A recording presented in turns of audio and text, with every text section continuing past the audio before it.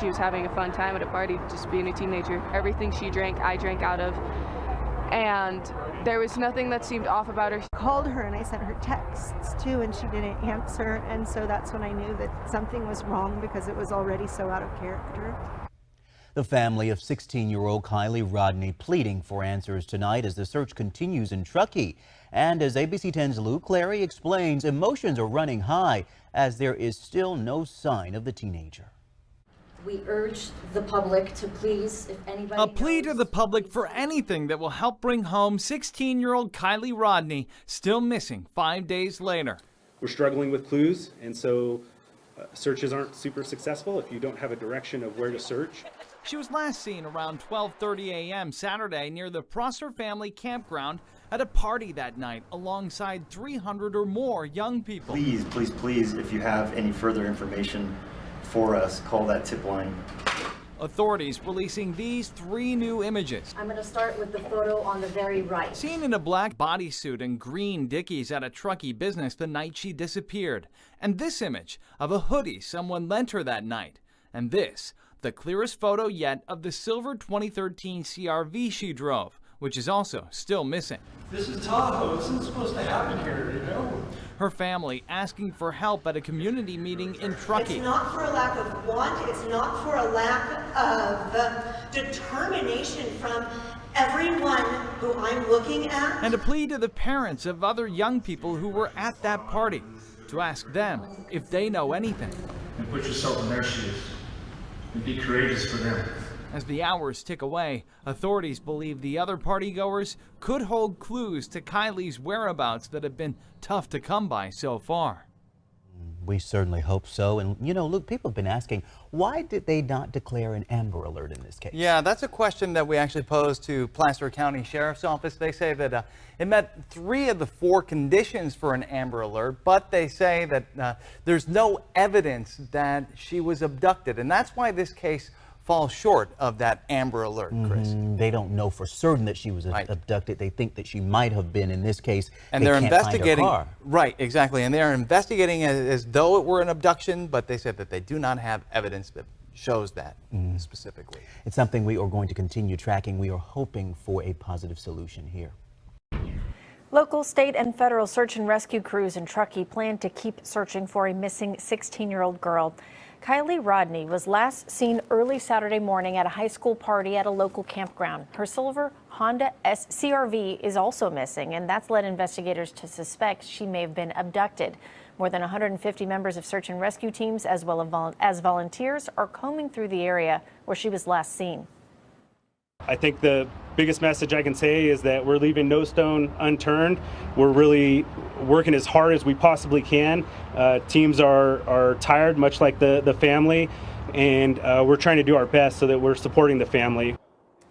Officials say the last time Kiely's cell phone pinged was at 12:33 a.m. She had called her mother just about 15 minutes before that.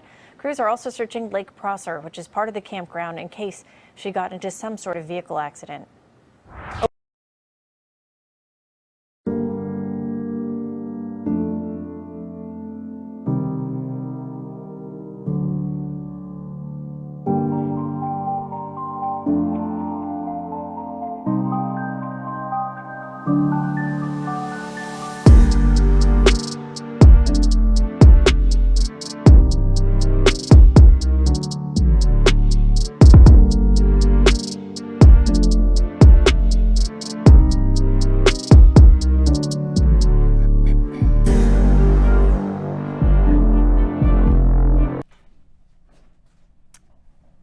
Good afternoon. I'm Angela Musalam, Public Information Officer with the Placer County Sheriff's Office. I'm joined by our local, state, and federal agencies today as we continue Search Day 7 for Kiely Rodni. To date, we've dedicated over 9,000 man-hours for the search for Kiely.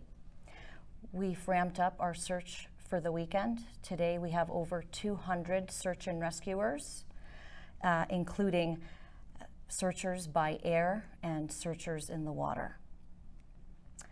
Our detectives and FBI agents continue to sort through and comb through over 1,000 leads that we've received up until today from the beginning of this search. Yesterday, there was a potential burial site that was located near the campground. It was located by a search and rescue ground team. Kiely's family was notified of the potential development. The FBI responded to secure the scene yesterday and was accompanied by the Placer and Nevada County Sheriff's offices. FBI agents investigated the site through early this morning and recovered the remains of a dog. Let me be clear. We have one team, one mission, and one goal, and that is to find 16-year-old Kiely Rodni.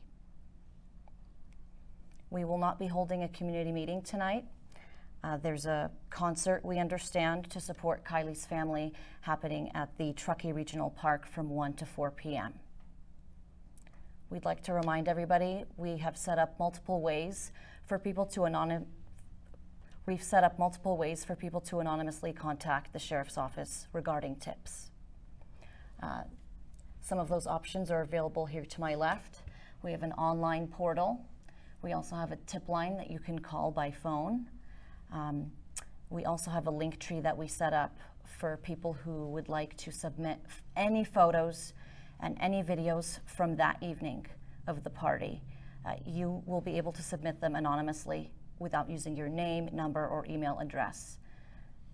So again, we still are urging people in the community who may still be hesitant. You know, you're not going to get in trouble. All we want to know is, where is Kiely? Where is her vehicle? We just want to find Kiely. Thank you. Angela, can you or the officers behind you confirm that her phone, Kiely's phone, the last ping was near the water?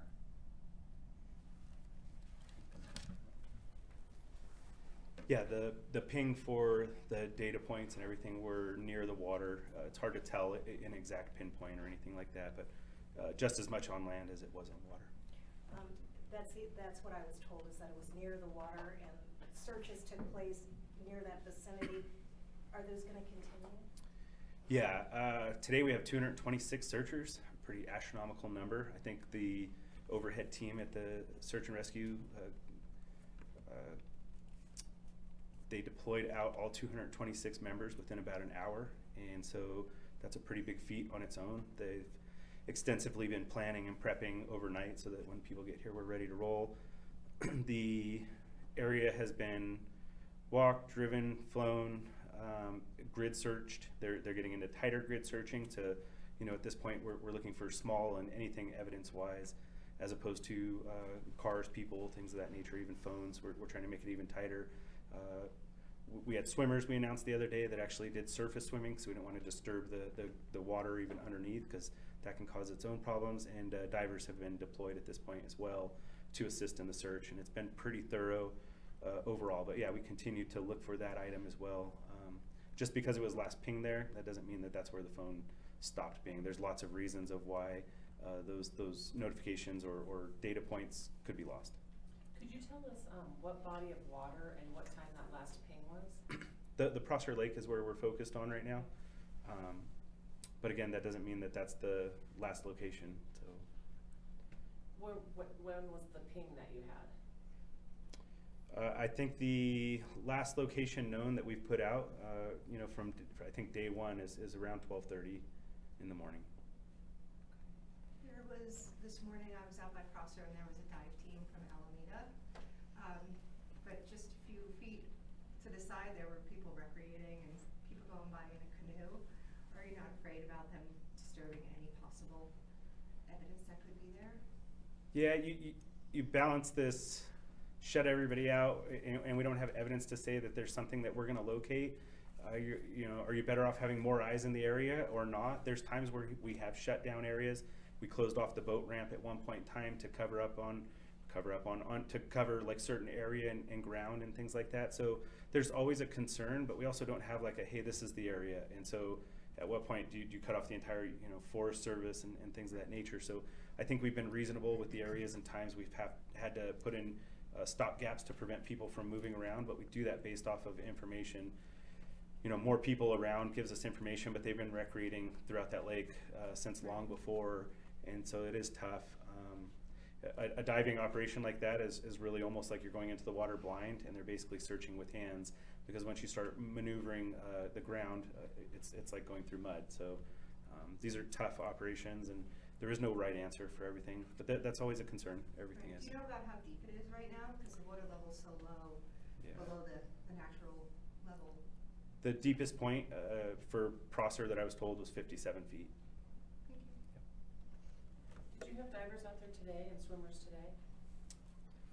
Divers, yes, today. I don't know if they have swimmers out today. Swimmers was a precaution so that we could ensure, I mean, to clarify, because there's so many levels to this.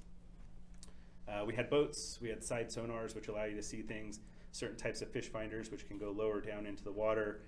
But at that point, we still hadn't touched the ground or anything like that. So swimmers on the surface allowed to use masks and see things without murking up the water, just to cover if there's something you could see. Because once you touch the ground, you could potentially have all that earth come back up over any kind of evidentiary item. So divers were the last case scenario in the attempt, because for the most part, you know, you could go in over and over and over again, but potentially you get one shot at it. And so trying to use a phased approach that makes the most sense and gets us to where we want to be. And my apologies, I'm new to the area. How large is that lake?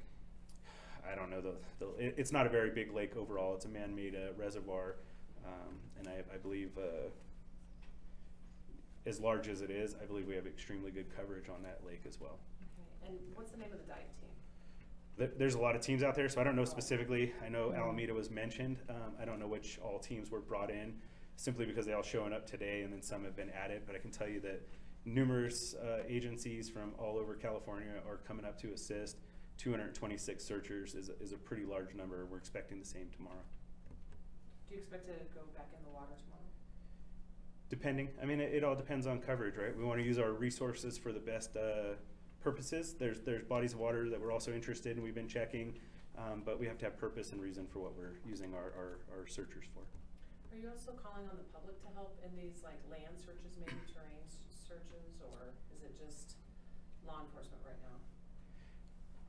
Our searchers are volunteers, the majority of them, but they also go through a training. So Calli has a typing system, so when the sheriff's office is going to utilize searchers for a specific purpose, they have to be trained up, they have to have all these things, and they're covered under what's called a disaster service worker. So workers' comp is picked up by the state in case of things that could go wrong, or injuries and whatnot, where we wouldn't be able to supply that for people in the public. And so we don't give direction, but we also provided a mapping system, CalTopo, which is a free app that anybody can download, but we've also included a map that is here locally at the family's trailer here in the rec yard, or the rec center parking lot. It has a excuse me, map, QR code, and then people can see where other people have searched and also contribute to the tracks.